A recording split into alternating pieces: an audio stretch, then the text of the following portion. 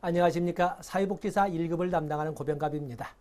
이번 시간에는 인간 행동과 사회환경의 두 번째 테마로서 이론 영역 첫 번째 분야입니다. 그래서 정신역동이론, 프로이드를 시작점으로 해서 진행을 하겠습니다.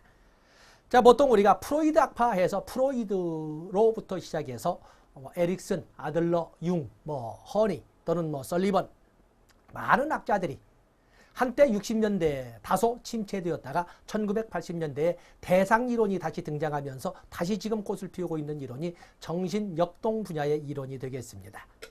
자, 하여튼 정신역동 이론에서는 우리가 출제해드는 걸로 볼 적에 약 4문제 정도가 출제된다고 그랬죠. 적어도 4문제입니다.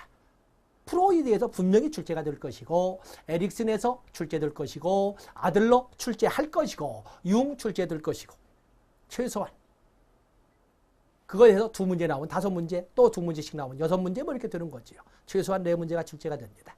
자, 먼저 우리가 여기 나오는 프로이드의 정신분석적 성격이론을 간략하게 먼저 노트 정리하고, 지금 여러분 노트 같이 저와 수업할 적에는 귀로 들어왔자 다 소용없습니다.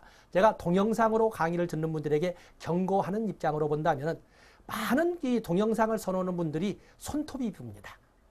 자꾸 귀로 수업을 받아요. 시험 공부는 시험 보는 자세로, 그야말로 필기구 들고 시험을 준비하셔야 되는데 많은 분들이 고개 숙이고 거기는 시험 보는 자세인데 네일 아트를 하고 있죠. 그러지 마시고 저와 같이, 저는 입으로, 여러분들은 진짜 손으로 해서 여러분들이 시험 보는 자세로 준비해서 여러분이 만든 단권화 노트를 가지고 시험장에 가셔야 될 겁니다.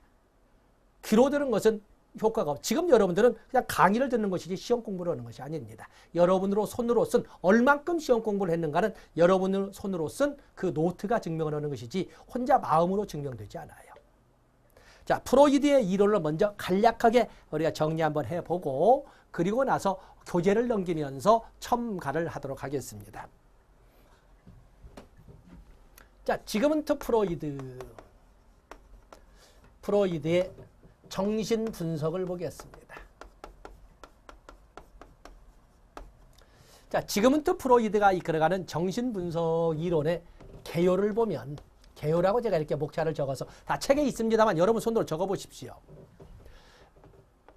프로이드는 인간의 모든 행동이라고 하는 것은, 이때의 행동은 넓은 의미의 행동입니다. 밖으로 드러나 보이는 행동도 있고 드러나 보이진 않지만 안에서 마음이라고 표현되는 걸로 안에서 행동하는 행동도 있습니다. 모든 인간의 모든 행동은 정신세계의 표출이다 라고 하기 때문에 정신결정론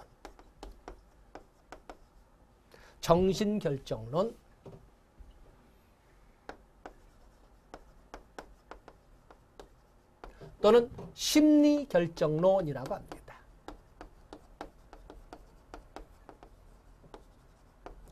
또 뒤에도 정리하겠습니다만 인간의 정신구조라고 하는 것은 의식, 전의식, 무의식으로 이루어져 있는데 그중에 인간의 정신 영역의 주된 영역은 무의식이기 때문에 정신결정론을 좀 더 세분화해서 무의식결정론이라고 합니다. 무의식결정론. 그런데 인간의 무의식 세계라고 하는 것은 과거의 경험이 집적되어서 인식하지도 못하고 있지만 과거의 경험이 집적된 영역이라고 하기 때문에 이것을 과거 결정론이라고 시점을 가지고 이렇게 표현하기도 합니다. 과거 결정론. 결국에 인간의 행동은 정신세계의 표출로, 그중에 특히 무의식세계의 표출로, 그중에 특히 과거의 경험이 뭔지도 모르면서 그것의 흔적이 묻어서 나온다고 하고 있습니다. 현실 속에 인간이 보여주는 행동은 특히 문제 행동의 영역을 가지고 보겠습니다만 결국에 인간의 자율의지에 의해서 나타나기보다는 이렇게 당사자도 모르는 이러한 영역이 밖으로 표출되어서 행동으로 인식되어지고 있다. 수동적 인간과의 입장에 있다라고 이렇게 설명할 수가 있습니다. 프로이드는 인간의 본능의 구조를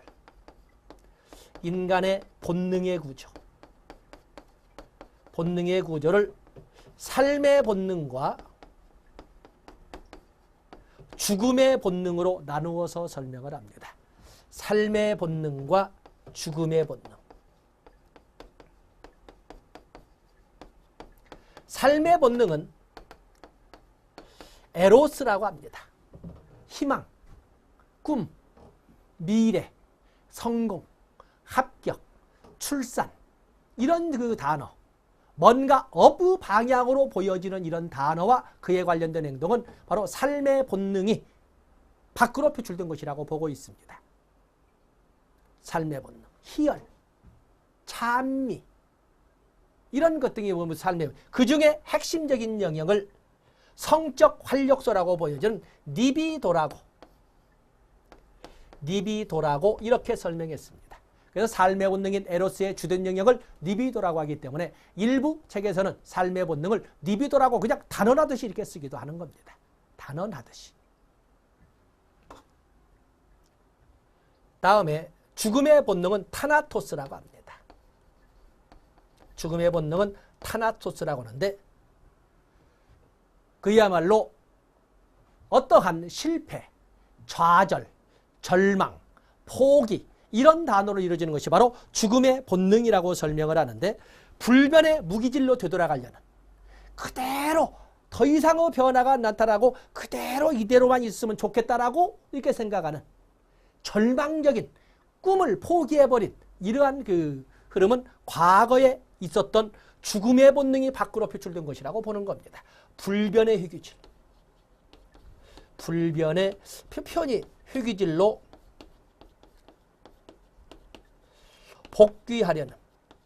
복귀하려는 이런 흔적이 밖으로 표출된 것을 죽음의 본능 타나토스라고 합니다. 베르베르 베르나제 개미의 저자의 소설에 보면 타나토 노트라는 소설이 있습니다. 죽음의 세계를 이렇게 탐색하는 이런 그 소설로 되어 있는데 자 주된 줄을 하도 오래되다 잊어버렸습니다. 바로 죽음의 본능을 가지고 그걸 탐구하려는 이런 그 사람들의 노력이 이렇게 적혀 있는 책입니다. 결국에 우리가 실천 현장에서는 클라이언트의 삶의 본능은 극대화시키면서 죽음의 본능은 극소화시키려는 이런 노력을 통해서 그들에게 꿈을 갖게끔 해줘야 될 겁니다.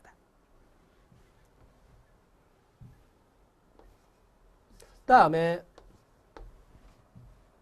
프로이드는 정신의 구조를 세 개의 영역으로 나누어서 의식, 전의식, 무의식 이렇게 세 개의 영역으로 나눴습니다.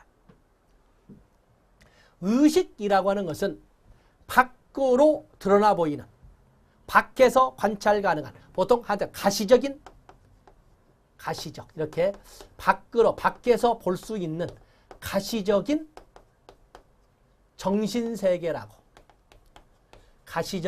정신세계라고 볼 수 있는 것이 의식입니다. 지금 여러분들은 직접 우리가 아날로그 방식으로 만나고 있지는 않지만 제 목소리가 들리고 제 모습이 보이고 제 강의하는 어떤 분위기가 느껴질 겁니다. 의식하고 있는 거죠. 의식하고 있습니다. 저는 여러분과 원거리를 통해서 제가 여러분들을 보고 있습니다만은 여러분들은 또한 여러분들에 대해서 저도 느끼고 있습니다.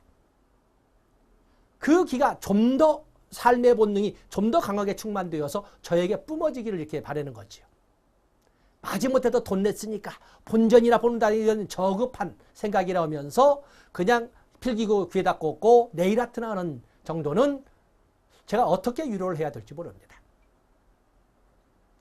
어쨌든 밖으로 드러나 보이는 또는 가시적인 정신세계를 의식이라고 하는데 많은 사람들은 이 인간의 정신구조 중에 의식하고 있는 의식세계를 정신세계의 메인 영역이라고 설명하지만 프로이드는 그걸 거부합니다. 이것은 빙산의 일각일 뿐이다 라고 설명하고 있습니다. 그에 비해서 전의식이라고 하는 것은 밖으로 드러나 보이거나 밖에서 알아볼 수는 없지만 약간의 자극을 통해서 밖으로 끄집어낼 수 있는 그 영역을 전의식이라고 합니다. 제가 지금 여러분들은 지금 의식하지도 못하고 있는 영역을 한번 불러보겠습니다. 자, 여러분들 지금 어제 저녁 식사를 한번 생각해 보세요. 어제 저녁 식사를 어디서 누구와 어떤 음식을 어떻게 앉아서 먹었는지. 설마 그것을 여러분들이 노트 정리해 놓고 요약하고 암기하고 그런 건 아니겠지만 내가 지금 갑자기 자극을 탁 주었죠. 어제 저녁 생각해 보세요. 그랬더니 가만히 있어봐. 어제 저녁 누구랑 어디서 뭘 시켜 먹었는데 그때 누가 지나갔고 어떤 상황이 일어났고 이렇게 생각들을 합니다. 그래서 약간의 자극을 통해서 밖으로 끄집어낼 수 있는 이런 정신구조를 전의식이라고 하는데 우리 같은 시험 세계에서는 이것을 이용 가능한 기억의 세계, 이걸 이용 가능한 기억의 세계라고 설명하는 것이 바로 전의식, 이걸 활성화시키는 거죠. 이걸 활성화. 그다음에 무의식이라고 하는 것은 정신세계의 본류로서 과거의 경험과 과거의 경험들로 집적된 정신세계의 주된 영역을 무의식이라고 합니다. 자, 이런 정도는 상식으로 합니다. 그런가 하면 프로이드는 인간의 성격 구조를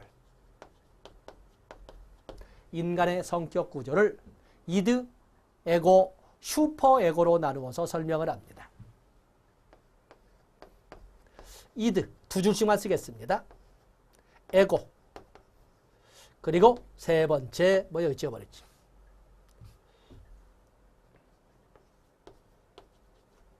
슈퍼에고,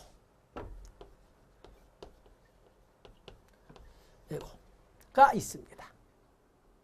모든 인간들은 성격의 구조에서 이드, 에고, 슈퍼에고를 다 가지고 있습니다. 다 가지고 있죠.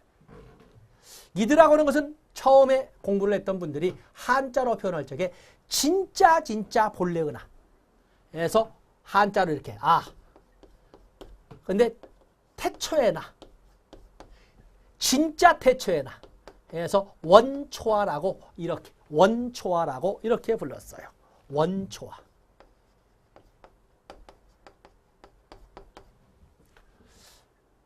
그에 비해서 자아는, 이 에고는 자하라고 부릅니다. 자하. 경험 세계 속의 나, 현실 속의 나, 자하라고 하죠. 자하. 왜냐하면 나중에 융의 이론을 배우면서 공부를 하시겠습니다만 자하, 에고와 셀프, 자기는 다릅니다. 자하라고 하는 것은 현실, 경험 세계 속의 나를 자하라고 하는 데 비해서 자기, 셀프라고 하는 것은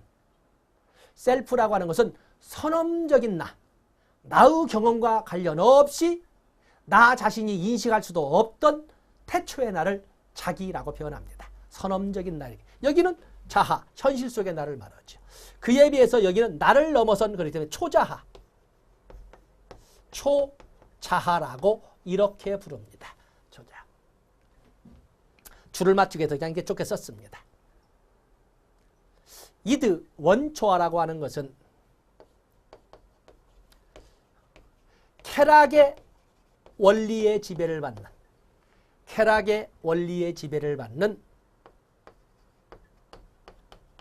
본능과 충동의 세계를 좀 말을 너무 전달했군요. 쾌락의 즉시 만족을 추구하는 본능과 충동의 세계를 이드, 원초화라고 합니다. 그에 비해서 자하, 에고라고 하는 것은 현실 속에 나기 때문에 현실의 원리의 지배를 받는 이성과 분별의 세계를 우리는 자하, 에고라고 합니다. 그에 비해서 슈퍼 에고라고 하는 것은 도덕의 원리의 지배를 받는 자아 이상과 양심의 세계라고 합니다. 자, 지면상 여기까지만 쓰겠습니다. 두 개씩만. 이드, 원초화라고 하는 것은 쾌락의 즉각 만족을 추구하기 때문에 어떤 상황에 있어도 자기가 하고 싶은 대로, 배고프면 배고픈 대로 울어버리고, 오줌 마라면 그렇게 뭐 이모나 고모가 이뻐해도 오줌 싸버리고 뭐 이렇게 하는 거거든요. 그렇게 이뻐다가 손가락 좀 아프게 부르면 바로 뺨 때려버리고, 이러한 모습을 보여준. 그렇기 때문에 우리가 보면 여기는 비현실 속의 나,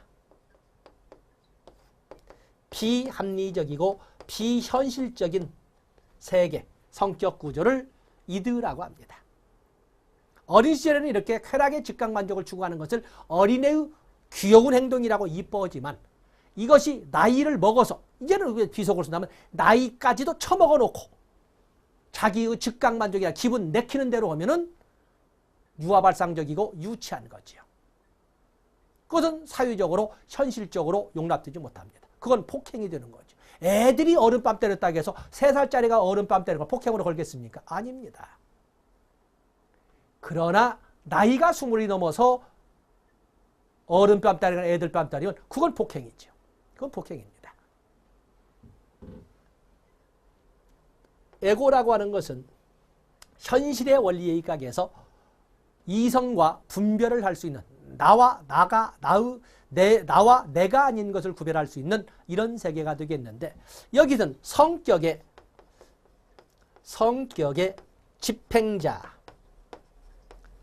성격의 조정자, 성격의 경영자 등으로 불리우는 그래도 비현실적인 쾌락을 추구하고 싶은 것도 현실화시킬 수 있도록 만들어주고 지나치게 원리 원칙을 따지는 슈퍼에고의 영역도 현실적으로 용납되게 만들어주는 바로 이런 성격의 집행자, 경영자, 조정자를 우리는 에고라고 합니다. 그에 비해서 도덕의 원리의 지배를 받는 슈퍼에고는 성격의 심판자라고 이렇게 부릅니다. 성격의 심판자. 이드라고 하는 것은 이것은 출생과 더불어서 가지고 태어납니다. 에고는 학문기의 자아로부터 분리가 되고 슈퍼에고는 세 번째 단계인 남근기에 가서야 자아로, 뭐냐면 이드로부터 분화가 됩니다. 많은 특징이 또 있겠지만 여러분들 교재를 가지고 우리가 첨가하기로 하고 이 정도. 그래서 모든 인간에게는 이드도 있고 에고도 있고 그리고 슈퍼에고도 있지만 어느 영역을 주로 표출하느냐에 따라서 성격이 다른 거죠. 상당히 본능적이고 생각이 없고 좋게 보면 영웅같이 보이지만 사실 장비와 같은 사람들은 이쪽에 해당되는 거죠. 관우와 같은 사람은 이쪽에 해당되는 거죠. 현실에 맞게 철저. 그에 비해서 유비와 같은 사람, 관우나 제갈공명 같은 사람은 에고가 강한 사람이에요. 그에 비해서 유비와 같은 사람은 그게 내면이든 의미든 간에 슈퍼에고가 강한 사람이라고 이렇게 볼 수 있는 거거든요. 그렇다고 해서 그들에게 그 영역만 있고 다른 영역은 없다는 것은 아닙니다. 다 있으나 어느 것이 주로 표출되느냐를 가지고 성격이 어떻다라고 이렇게 표현해 주는 것입니다.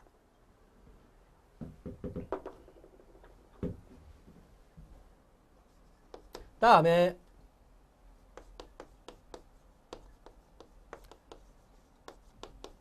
심리 성적 발달 단계. 프로이드의 성격 발달 단계를 이렇게 사이코섹슈얼 에너지, 사이코섹슈얼 리비도라, 그 시어리라고 설명을 하는데, 맞으면 다시 말해서 이 성격 발달,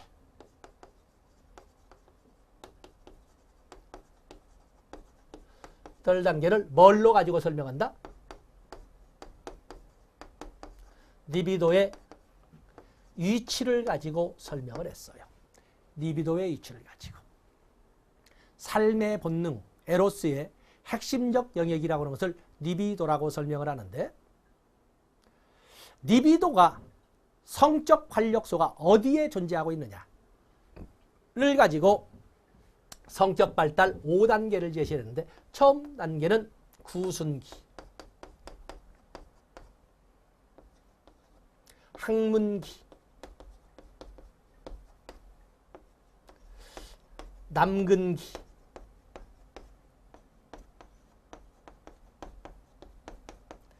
잠복기, 또 그런가 하면은 생식기, 이렇게 5개의 단계로. 이건 뭐 기본적으로 사회복지사 1급을 준비하면서 이거 모르고 있단 말이 안 되죠. 다 아시고 계시겠지만 구순기는 리비도가, 이 리비도 성적 활력소가 바로 흡입반사, 빨기반사를 주도하는 그 있기 때문에 입술에 있다고 하는 거죠. 애들 때 보면 입에 뭐 때문에 자꾸 빨려고 거는 예쁜 모습을 이렇게 보여주는데 바로 그것을 빨기반사, 흡입반사라고 하면서 동시에 이것을 우리가 리비도 위치가 여기에 있다라고 설명을 합니다. 이 시기는 구순기라고 하는 것은 이드만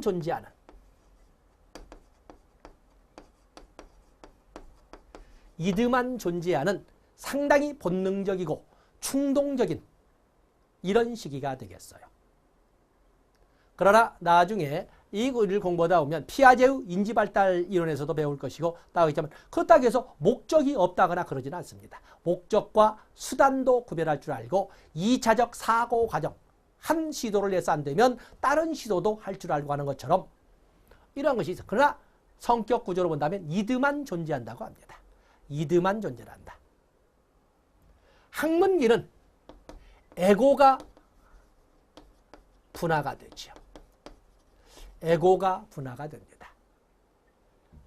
그런데 이 학문기에는 이 학문 보유적, 학문 폭발적 이런 성격에 의해서 다양한 이런 성격의 기초를 만든다고 하는데 어떤 여기서는 에고가 분리된다는 것만 가지고 설명하겠어요. 그리고 남근기에 가서는 슈퍼 에고가 분화가 된다고 설명할 수가 있겠는데 이 슈퍼 에고가 분화된 중요한 바로 이 남근기. 이 남근기를 프로이드는 성격 발달에 있어서 가장 중요한 결정적 시기라고 봤어요. 결정적 시기. 우리로 본다면 유치원 단계 수준 3살, 4살, 5살, 한 5살 정도가 되는 이런 정도 유치원 단계가 되겠는데 이 시기에 성격의 기초가 만들어지고 그리고 그 만들어진 기초는 일생을 두고 변치 않는다라고 설명하는 것이 바로 이 프로이드의 남근기가 되겠어요. 여기는 쓸 말 많죠. 여러분들이 쓰시겠습니다만 거기에 동성애 부모를 나이벌로 여긴다는 콤플렉스, 남자애들이 아빠를 나이벌로 여긴다는 오디푸스 콤플렉스나 여자애들이 엄마를 나이벌로 여긴다는 엘렉트라 콤플렉스와 같은 것이 이때 등장합니다. 남근선망이나 거세불안, 또 동일시 뭐 이런 등등의 단어를 쓸 수 있는 것이 바로 유치원 단계가 되겠어요. 잠복기라고 하는 것은 잠복기는 리비도 활동이 잠시 잠재되는 걸로써 이 시기에는 인지적 발달,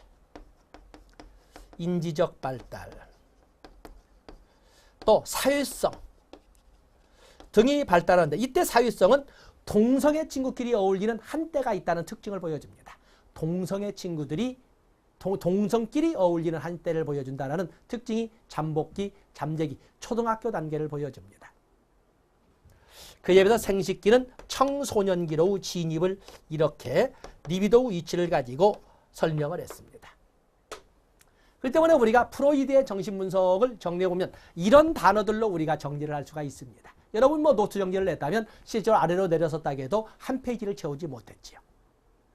자, 그것들 우리가 교재를 통해서 세부 내용에 여러분들이 모르는 것이 있다면 아는 것까지 써가지고 굳이 뭐 누구에게 보여주려는 노트 만들지 마시고 여러분이 모르는 것만 체크를 해서 첨가하도록 하겠습니다. 교재를 보겠어요. 프로이드 이론의 핵심 보면 정신결정론, 무의식결정론, 과거결정론, 수동적 인간관 나오면서 과거결정론을 2번에 1번에서 다시 쓰고 있지요. 모든 정신활동은 과거 사건에 의해서 결정된다라는 것이 바로 1번에 3번 과거결정론에 대한 내용이 되겠습니다. 뭐 2번 갈등적인 힘의 표현이다 쭉 되어 있고 4번에 보시면 성격은 심리, 성적 발달의 결과물, 사이코섹슈얼 이론에 의해서 증명하는 것처럼 심리 성적 발달의 결과물로서 그 기초는 성격은 출생 후 5, 6년 사이, 맞으면 5살 사이에 완성이 되고 더 쓰겠습니다만 그 이후에는 거의 변함이 없다라는 말도 첨가를 시켜놓으시면 됩니다.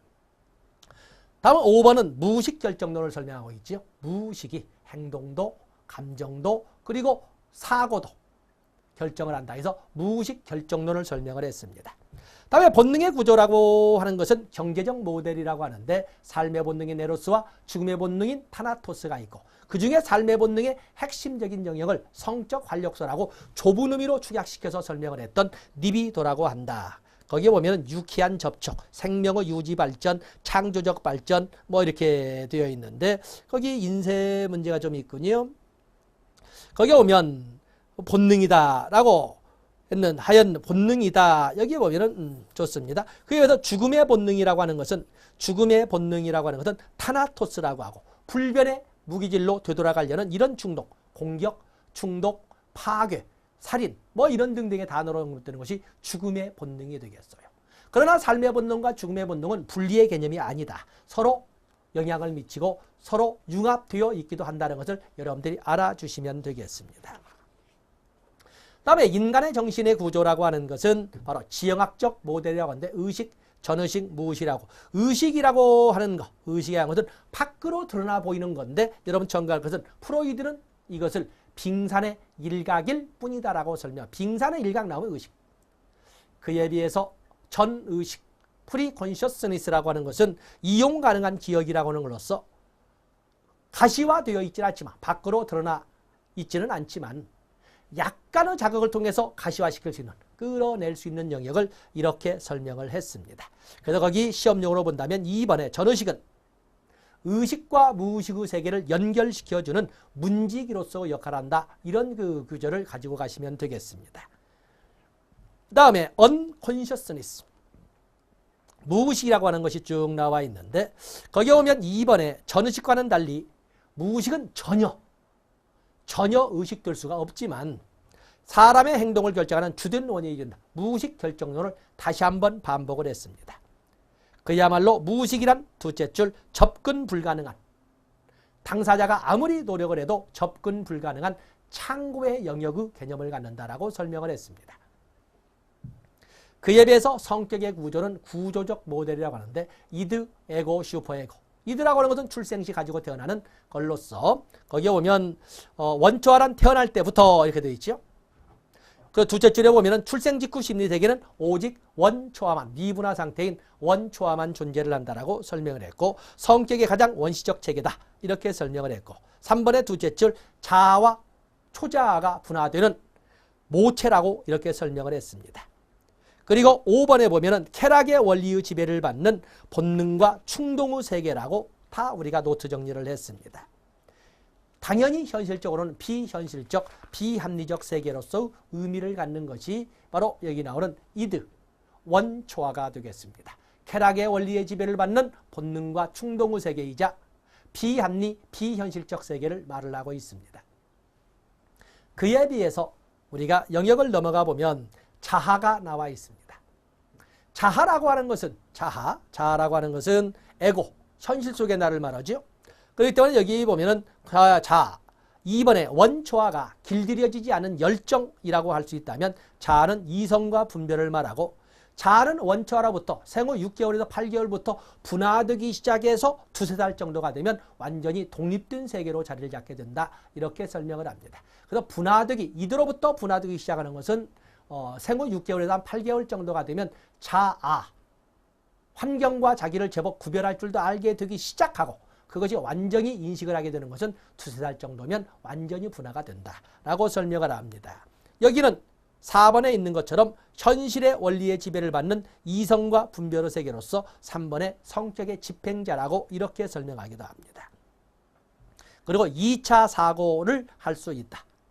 자아는 본능적인 것을 현실에 맞게 조정하는 사고로 다시 말해서 비현실적, 비합리적인 이드적 세계를 현실화시킬 수 있는 사고로 현실 검증을 통해 본능적인 욕구 충족에 가장 적합한 행동 계획을 수립하는 정신 과정이다.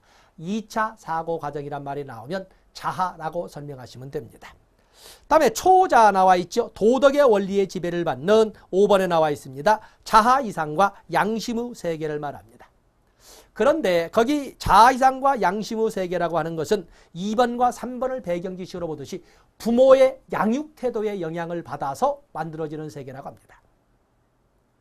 부모의 양육 태도, 부모의 비난과 질책을 통해서 발달하는 도덕의 세계는 양심이라고 합니다. 세상에는 해서는 안 되는 일도 배우게 된다는 것을 양심이라고 하죠. 부모의 양육 태도를 통해서 부모의 칭찬, 인정 등을 통해서 발달하는 성격의 도덕적 측면의 성격은 자아 이상이라고 합니다. 그래서 부모의 양육 태도라는 단어가 나오면 슈퍼에고로 접근하시면 되겠고 자아 이상과 양심의 세계라고 도덕의 원리라고 이렇게 해서 접근하시면 되겠습니다. 성격의 심판자라고 합니다. 다음에 심리 성적 발달 이론. 리비도 위치에 따라 다 아시는 것처럼 구간기, 학문기, 남근기, 잠복기, 생식기 이렇게 5개 단계 다 알고 이건 무조건 가지고 가는 거죠. 이 5개 단계야 뭐 당연히 가지고 가시는데 구간기에는 흡입 반사를 중심으로 모든 즐거움의 근원을 입술에서 찾는 시기를 말하는데 이 시기에는 성격의 구조로 이드만 존재를 하는 시기다. 그래서 소유욕, 낙천성, 애착 특히 이 시기에 발달하는 이 구승기에 발달하는 영악이 또는 영유아기의 가장 큰 특징이 되겠으면 영악이 정성 발달의 핵심적 키워드는 바로 애착에 있고 애착으로 인해서 분리, 불안 등이 등장한다고 설명을 했습니다. 애착이란 단어가 나와 있습니다. 그다음에 학문기라고 하는 것은 보통 어린이집 단계라고 이렇게 1살, 3살이니까 우리나라의 나이로 설명하면 2살, 4살 이렇게 설명할 수 있습니다. 이 시기에 에고가 등장하는 시기로 창조성이 발달한다. 창조성이나 생산성이 발달을 합니다. 창조성이나 생산성이 발달을 합니다. 부정적 측면으로서는 이 시기에는 비꼬기 또는 잔인, 결벽증, 인색 이런 단어로 표현되는 성격이 발달한 것은 학문기라고 설명을 합니다. 세 번째 단계는 가장 중요한 남근기가 되겠는데 유치원 단계 4살에 5살, 6살 이런 정도가 되겠습니다. 이 시기에는 동성애 부모를 라이벌로 여긴다고 하는 이 콤플렉스가 등장을 하고 콤플렉스가 발달하는 과정을 통해서 동일시를 체득하게 되고 남근선망이나 거세 불안과 같은 것이 나중에 성년이 되었을 때 하나의 문제점으로 등장하게 된다라고 하는 것이 바로 이 남근기의 문제점이라고 합니다. 남근기는 두 번째 있는 것처럼 슈퍼에고가 등장하는 시기로 프로이드는 성격 형성의 결정적 시기란 말을 썼습니다. 다음에 잠복기 나와 있지요. 잠복기. 사유성이 발달하고 리비도의 활동은 담소, 숨을 죽이고 그 대신 사유성이 발달하고 인지 영역이 비약적으로 발달하는 시기를 이렇게 설명을 합니다. 이 시기의 사유성이라고 할 때 여기 교재는 나와 있지 않지만 거기 보면 지적 활동인 학업에 몰두하고 인지적 영역이 비약적 발달기입니다. 또 또래 관계를 통해서 사회생활을 배우게 된다. 이때 또래는 특징이 동성끼리 어울리는 또래 관계를 말합니다. 동성끼리 어울리는 또래 관계라고 첨가를 해놓으시면 됩니다. 그리고 생식기라고 하는 것은 사춘기, 청소년기로 넘어가면서 사회성에 대한 깊이가 달라진다. 동성뿐만 아니라 동성이나 이성 간에 이렇게 되어 있는데 동성뿐만 아니라 이성 간의 우정도 형성이 된다. 이렇게 해석하시면서 좀 더 넓게 이렇게 해석하는 것을 생식기, 청소년기, 사춘기로 설명되는 생식기라고 설명을 합니다. 그래서 여러분들이 직접 노트 정리했던 것을 거기에다가 이 교재를 통해서 첨가를 해 주시면 되겠습니다. 그래서 첫 번째 우리가 에릭슨에 대해서 살펴봤습니다. 첫 번째 프로이드에 대해서 살펴봤습니다. 그러면 이제는 우리가 이제 살펴볼 수 있는 것이 그 에릭슨도 나와 있고 아들러도 나와 있고 융도 나와 있고 그렇습니다. 그러면 여기에서 교재는 나와 있지 않지만 우리가 하나 첨가할 것이 여기 사이에서 하나 첨가할 것이 이 지그문트 프로이드의 딸인 안나 프로이드가 제시한 방어 기제를 교재에는 없지만 여기에다가 첨가를 해보도록 하겠습니다. 방어 기제입니다.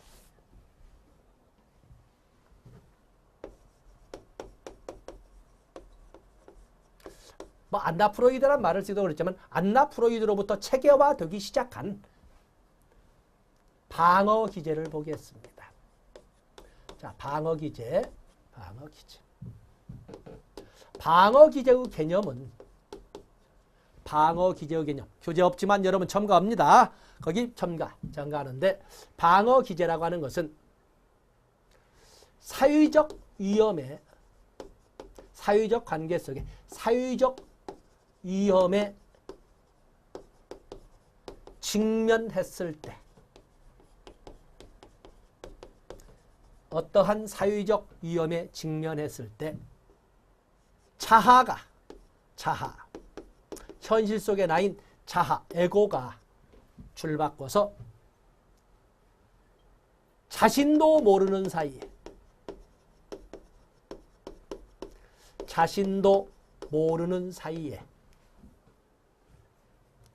줄 바꿔서 스스로를 지키기 위해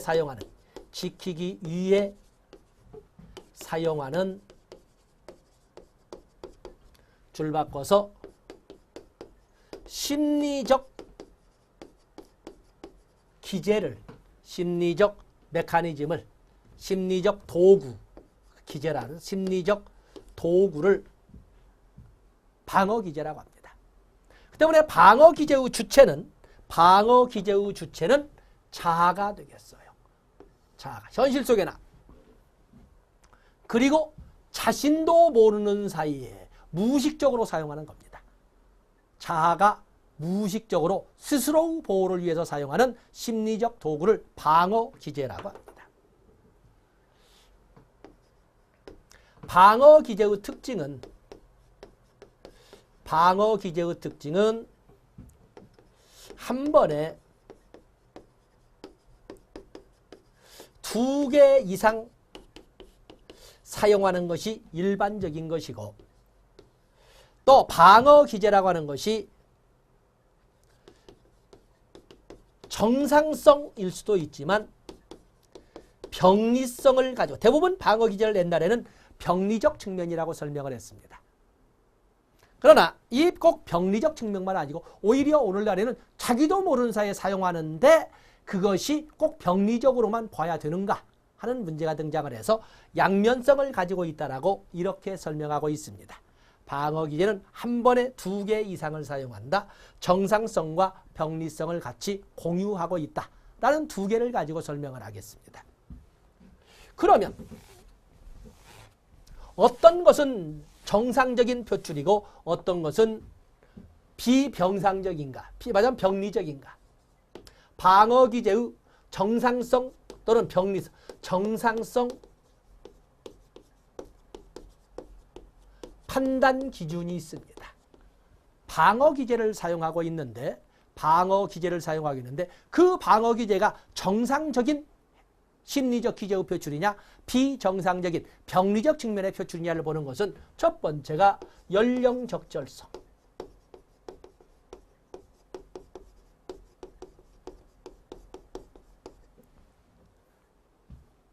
나이가 어리면 짜증이 나고 나면 입을 크게 벌고 소리소리 내면서 울고 앉아서 발버둥을 치고 머리를 벽에 부딪히고 그러지만 나이가 40, 50 되어가지고 그렇게 부모 잃은 듯이 땅바닥을 치고 울고 머리를 땅바닥에 박아가면서 울으면 그 사람은 방어기제가 아니라 뭔가 정신적 장애가 있다라고 우리가 볼 수가 있는 것입니다. 자기 감정을 나이값을 통해서 조절할 수 있다, 조절 못하기 때문에 그건 방어기제라고 하지 않습니다. 병리적이죠. 그러면 또 그런가 하면은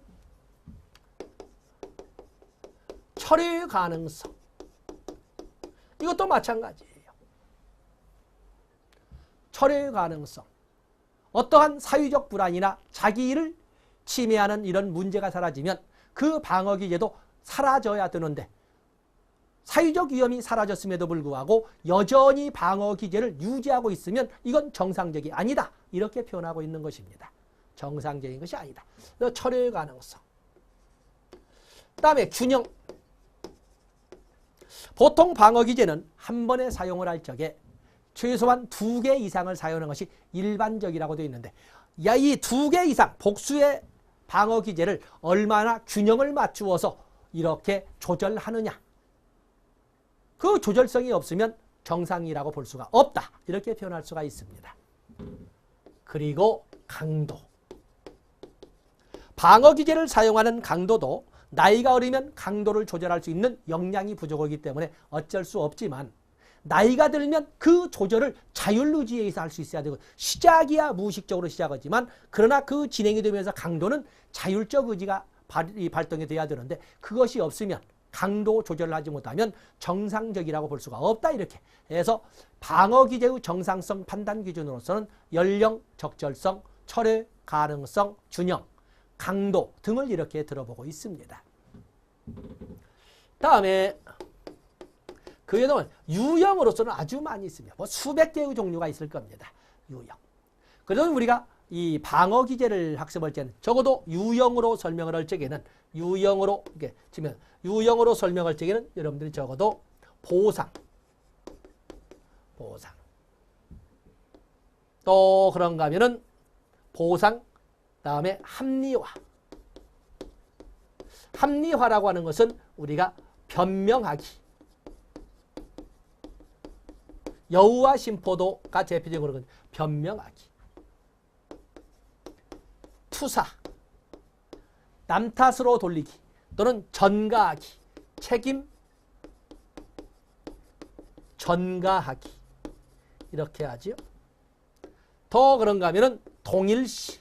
아까 프로이드의 심리성적 발달 단계로 본다면 부모를 성적 라이벌로 여긴다는 관점을 가지고 행동하다가 그것이 불가능하다는 것을 안다면 내가 아무리 못 뛰어도 나중에 나도 아빠 될 거야, 나도 엄마 될 거야, 나도 당신들처럼 마음껏 마음대로 할 수 있는 사람이 될 거야 라는 꿈을 가지게 되는데 그게 바로 동일시가 되겠어요. 동일시. 또 그런가 하면은 승화. 또 그러면 반동 형성. 또 그러면 지성화 또는 주지화. 뭐 지면작서가 아주 많습니다만 주지화. 또 뭐가 있나요? 뭔 억압. 또 백일목. 이런 수없이 많은 방어기제가 존재를 하는데 이러한 방어기제, 뭐 전치도 있고 대치도 있고 수없이 많은 방어기제가 존재를 합니다. 그걸 여러분들에게 100점 만점으로 하는 시험이 아닌 과정에서 암기하라고 하지는 못했지만 적어도 이런 정도에 대해서는 여러분들이 개념을 어렴풋이 말로 쓰는 시험이 논술 시험이 아니니까 어렴풋이 개념은 알고 있어야 되겠습니다. 그래서 여기 나와 있는 프로이드, 안나 프로이드가 제시한 방어기제 이론을 이렇게 가볍게 밑에 있는 공간을 통해서 첨가하는 걸로 이 시간을 마감 짓도록 하겠습니다. 자, 이번 시간 이래서 부녀지간, 지금은 또 프로이드의 정신분석 이론과 그리고 그에 따른 안나 프로이드의 정신분석 이론의 연장선상에 있는 방어기제 이론을 마감으로 정리하고 다음 시간에 에릭슨, 아들러, 융으로 진입하도록 하겠습니다. 고맙습니다.